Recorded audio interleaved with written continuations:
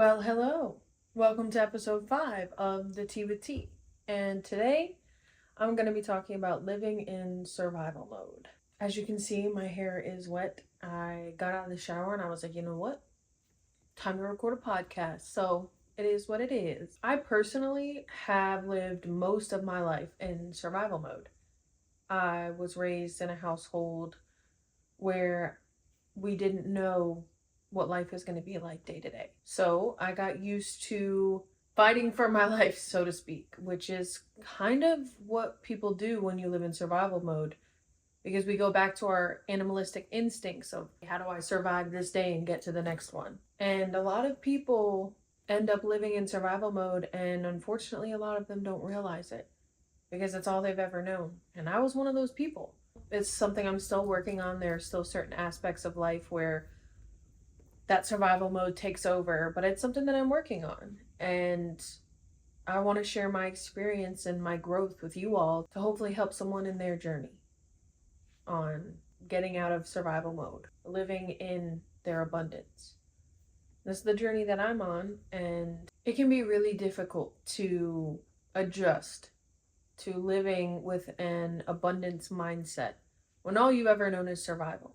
And this is why I still struggle. It's been years of me adjusting my thought patterns and just adjusting the way I live life, the way I look at life, the way I understand life.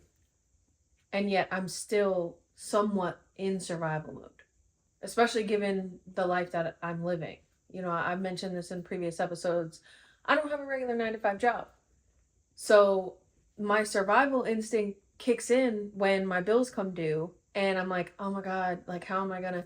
But everything always works out. Everything's always taken care of. No, I may not yet be able to spend a bunch of money on myself and like go out and buy fancy things or anything like that, but I don't need any of that stuff anyways. But of course, the goal is to be able to buy myself the things that I want.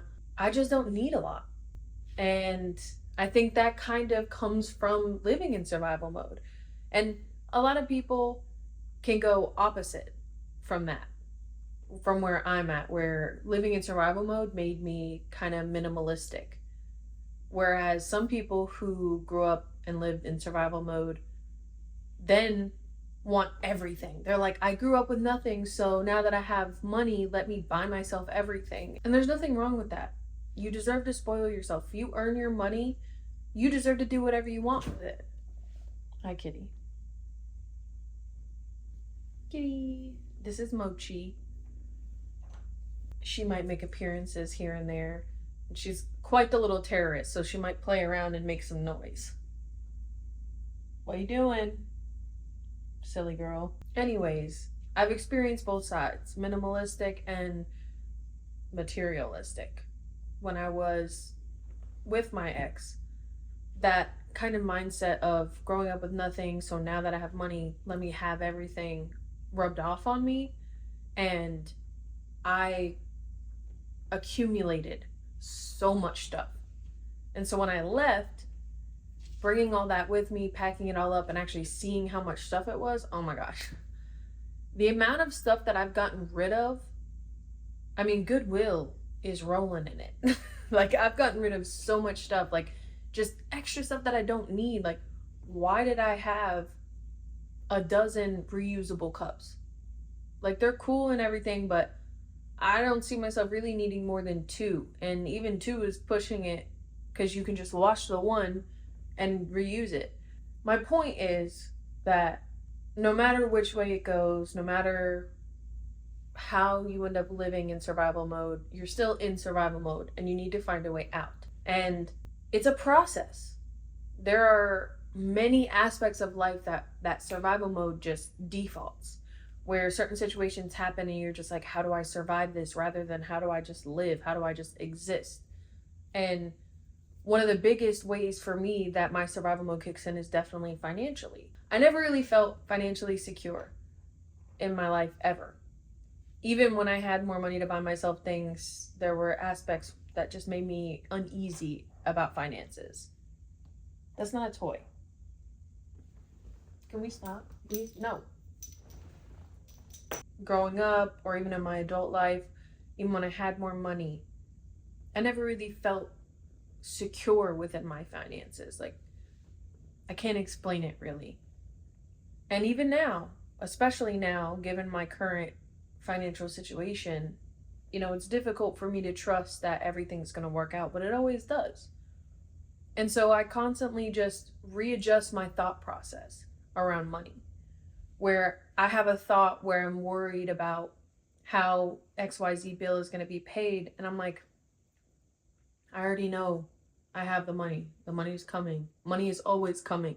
Money is like water. It's like a river. It just flows. So if you allow it to come in, it will. And you don't have to worry. Don't be attached to how the money will come in. That's another big thing that I've actually worked on since I left my 9 to 5 job. I'm like, oh my gosh, how is my money going to come in? How's it going to come in? When it just keeps coming in. Obviously you have to take action in order to manifest anything. And in my case, money. So I still, like, I do Amazon Flex, I do Spark Driver, I sell some stuff personally, like on Facebook Marketplace, things like that. So money just always finds its way to me, even outside of those ways. And I allow it in, so it comes. But because I still have those limiting beliefs, like, is it really possible for me to live this life like this? Not have a 9 to 5 job to support myself financially. That's a doubt. That's a limiting belief. And it blocks more money from coming in. It blocks more opportunities for me to earn money, to receive money, however that may look. But it's something I'm working on. So every time I have a thought like that, I immediately catch it, stop it, and I'm like, why am I even thinking this? Like, abundance is our birthright. Everyone, every soul that exists. Abundance is your birthright. You just have to allow it in. And all these spiritual people who make videos or content about stuff like this, they make it sound so easy. Like, just allow it in. Just allow it to come to you. Just manifest. But it's not that easy. There's a very extensive, long process that you have to go through in order to allow it in. That's why affirmations work so well. I have this little memo pad. I should have brought it in here with me. I have this little memo pad with affirmations written in it that I like to read daily. And I've noticed that when I don't read them, speak them, I'll read them and speak them when I take a shower, because water touches like every cell in your body. I speak it into the water and let it flow over me. But when I don't do that, I see the difference, because it's almost like my brain forgets my beliefs and I go back to that survival mode. I go back to that old mindset of, I'm not worth it, or I'm not worthy of this life of abundance, whatever the thoughts may be. I go back to that because I didn't remind myself in the morning that this is what I believe. I believe I'm abundant. I believe that I'm worthy of millions of dollars. I believe that I deserve this life that I desire. And I believe that I'm manifesting it. And the more that I repeat these affirmations, the more I actually believe it. Because the way I was raised and the way I was treated growing up by kids in school, that's what had me, I was self-loathing up until probably 3 years ago was when I started to come out of that. Not even, maybe like 2.5 years ago. I started to really see myself, because I had lost a lot of weight, and I started to really see myself, my environment, how I was being treated. I'm like, well, I don't deserve this. I deserve so much more than this. I deserve better. So I started to change my surroundings. I started to change my thought processes. And again, I told you, this is 2.5 years ago. This is still something I'm working on. It's a continuous process, especially when you spent most of your life assuming that everyone hated you, that no one liked you, everyone just tolerated you, and settling for people who treated you like trash. And that doesn't go for just actual romantic relationships. That goes for any kind of relationship, friendship, family, it doesn't matter. I went most of my life putting up with disrespect, being put down, made fun of, whatever, all of the things. And so I truly believed that I was a piece of shit, that I didn't deserve love, that I didn't deserve financial freedom, I didn't deserve abundance, I didn't deserve any of that because I was just fat and ugly and nobody liked me. And before I got to the point of truly believing all of that stuff, I still remember the energy that I had. And I now feel that energy coming back, that childlike innocence where it doesn't matter what anybody else thinks. It doesn't matter how anybody else feels about you because you're just doing you. As long as you're not intentionally trying to hurt people or cut them down or anything like that, then it doesn't matter how other people feel or what they think of you because you're just living your life, you're just doing you.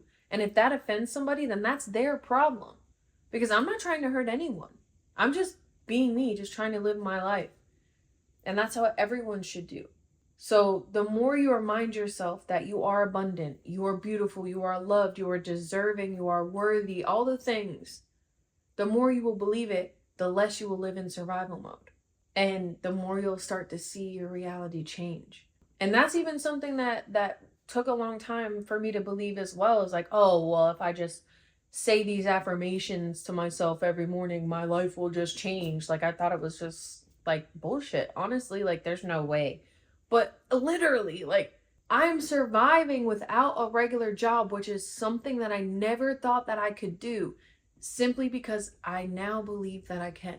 That's it. That's all that changed. I didn't inherit money or win the lottery. No, I just now believe that I can live this life like this. I can not have a 9 to 5 job and be able to pay my bills. It really all stems down to belief. So when you're raised in an environment where your belief system is built on survival, of course you're going to have that mindset into adulthood because no one teaches you differently. They don't teach us this stuff in school. And most of our parents who raised us in survival mode don't know it themselves. That if they just believe differently, they will see differently. And it doesn't happen like that. It does not happen overnight. It does not happen in a week or a month or 6 months or a year. It can take as long as it needs to take for you to go through the experiences you need to go through in order to truly believe that you deserve the life that you want. And boy, have I had to go through so many lessons. Even more recently, I love myself more than I ever have. And I believe that I'm deserving of the life that I want. But for a very long time, and up until more recently, I didn't see myself as deserving of true love. I thought that I was always going to have to settle in some way, shape, or form in a romantic relationship, that I was going to end up with someone who was settling for me almost. Like I was just going to always have to reach for them and hope that they love me enough to keep me around kind of thing. And it's like, no one deserves that. No one deserves to try and pursue someone who doesn't know that they love them. That's the thing. Like, it's a very short amount of time that it takes for you to know that you love someone after just meeting them, not even getting to know them. That's why this whole getting to know you dating type thing, it's never resonated with me. I've never really dated. I've been in 2 actual relationships in my life. One of them ended in divorce. And everything else has just been casual, no commitment. Like, we connect on a mental and physical level. We talk, we become friends, whatever, things like that. But then once it's done, it's done. And that is what it is. No one's hurt. There's no like bad blood. It's just, we were enjoying each other for as long as it was healthy for us to enjoy each other. And that's that. We didn't force a relationship or anything like that. And I feel like that's what a lot of people do. You force these relationships out of survival mode because you think you're never going to find that love. You think you're never going to truly be loved the way that you want to and the way that you deserve to be loved. But you will. You just have to allow yourself to receive it. And by attaching yourself to these people who don't truly love you, trying to chase their love, you're blocking actual love from finding you. Honestly, it's so much better to just be alone than be with the wrong person. Like, so much better. The amount of stress I was experiencing just a couple months ago versus now, oh my gosh, like, I'm so peaceful, it's ridiculous. But a couple months ago, I'm like just felt like my head was spinning. I didn't know what was up and what was down. The craziest part is that you can truly love someone and still experience this. Just because you love someone doesn't mean you're in love with them. It doesn't mean that you should be with them, and vice versa. If someone loves you, doesn't mean you're automatically going to want to be with them, right? Be mindful of the energy, the relationships you allow in your life, because everyone that you allow close to you affects your energy field and affects your ability to step out of survival mode or to continue to live in survival mode. So it's not just affirmations and believing within yourself that you deserve that life, which is, it is a huge part, but it's also your surroundings, what you choose to be around, who you choose to let in. Being physical with someone affects your energy field. And if you're being physical with someone who doesn't love you the way that you deserve to be loved, they're pretty much just siphoning your energy. They're just taking that from you and leaving you with less than you came with. And you don't deserve that. No one deserves that. So stop chasing, period.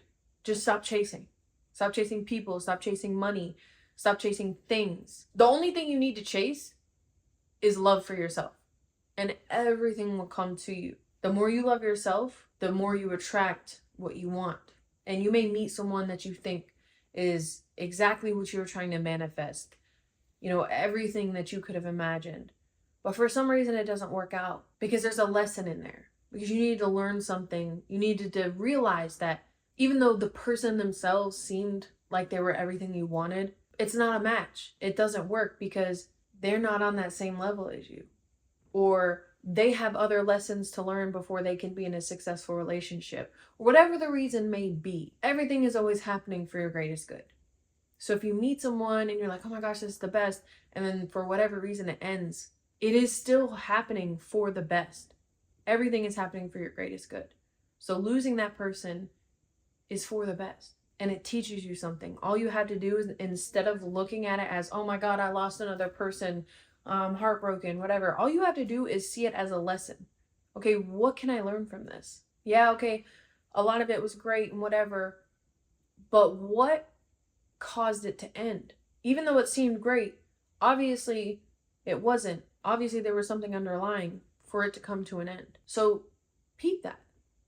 Learn the lesson. So that way, the next time you're in this situation, either you can recognize whatever it is ahead of time and get out of there, or be able to actually see that whatever situation you're putting yourself in is for you, that it is good. Because you can't manifest the life you want, the things you want, the relationship you want without the knowledge of being able to recognize when it's not for you. Because the dark is really good at acting like it's light. So you may think that is what you've been manifesting, that's what you've been asking for, because you're unable to recognize the red flags, so to speak. And that's not just for a relationship, that's for any opportunity. It may not be for you, even though it may look like it's for you. It may feel like or sound like, smell like everything for you.